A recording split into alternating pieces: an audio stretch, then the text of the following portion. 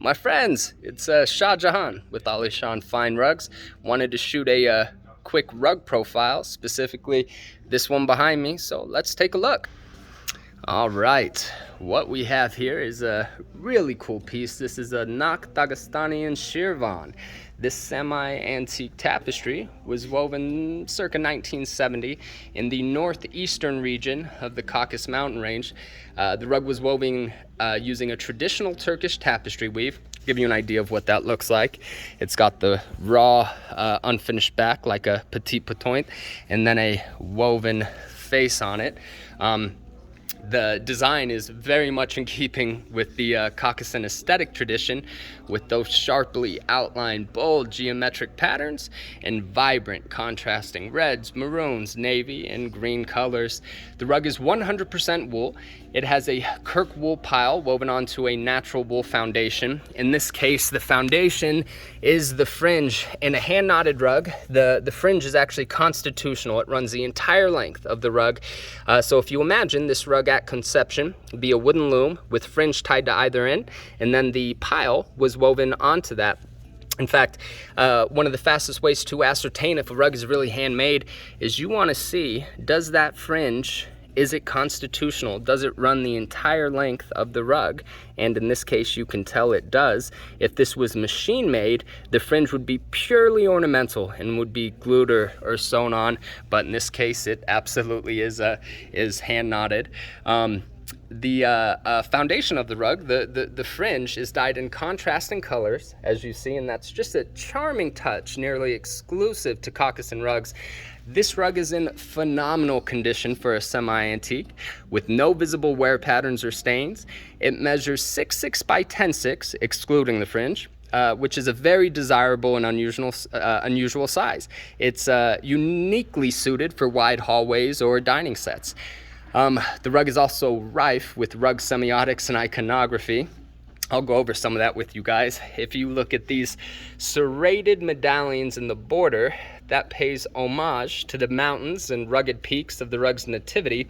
This very outer border right here, which circumscribes the entire rug, it's a very common design found all over the Middle East and Southeast Asia, and it's called a running dog design. And in this rug, we have a repeating running dog that circumscribes the entire rug.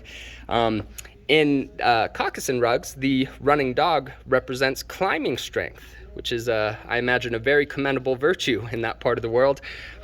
Most notable of this rug's iconography are the large 3 medallions right in the center of the rug.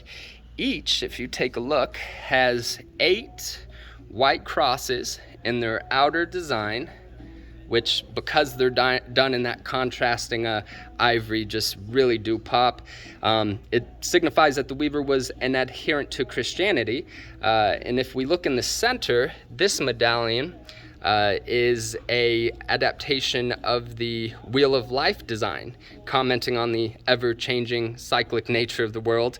And then these right here, these little horns, those are ram horns. You see ram horns a lot in Caucasus rugs, and it is symbolic of strength and obstinacy. The rug also has very subtle but very captivating dye lots. These dye lots can broadly be separated into 3 sections that, to the uninitiated, might be mistaken for fade patterns, while in reality they actually testify to its handmade pedigree and at least 5 to 6 months of workmanship. And I'll point those dye lots out to you. Starting from the bottom, there's a significant dye lot there. And then moving up a bit, this entire area of the rug is a dye lot. The most drastic changes from this area to this area, where there's another dye lot, and then a subtler one up top.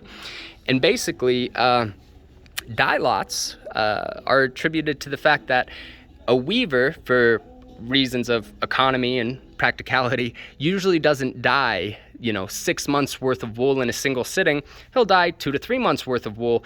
And just given the mercurial nature of a good wool that has a lot of lanolin in it, it's even if the formula or recipe, so to speak, is the exact same, it might accept it unevenly, and you will have small color gradient variations from dye lot to dye lot. And that just kind of speaks to its handmade pedigree and the fact that it took at least 5-6 months to weave. I personally love dye lots. In this rug, the dye lots are probably a little bit more drastic than a collector would prefer, but it's just such a charming touch to just a beautiful nomadically woven piece like this. And you can see much lighter, a little bit darker, very dark, just really, really cool. All in all, this is a magnificent, one-of-a-kind piece that would be very hard to replace. It's an investment-grade rug positioned to appreciate significantly over in the next 20 years when it becomes a bona fide antique. A couple of the other charming characteristics. I've measured this rug from this point to this point up top. It measures 6 foot 5 inches. From about the middle, this point to this point, is 6 foot 7, and then it tapers back down at the bottom, and from there to there is 6 foot 5. So the rug isn't even, perfectly straight. If you look at the binding on the end, you'll see how it's just kind of crazy. This leads me to believe that the rug was probably woven on a collapsible loom. These types of rugs are very nomadically woven. That is to say, they're not woven in an industrial setting at all. It was probably woven by a weaver whose principal job probably isn't weaving. He's probably a sheep or a goat herder, and he would have his flock out grazing, and when he needed to pull up stakes and move, he would collapse the loom and set it up somewhere else. And that is sometimes what accounts for just this crazy variation in the sides there.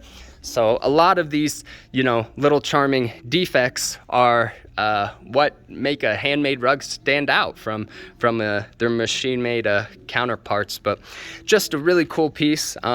This isn't even one that's necessarily for sale. It just has a lot of rich history and designs in it I thought I'd share. Well, thanks for sticking around and watching my video. We'll see you on the next one.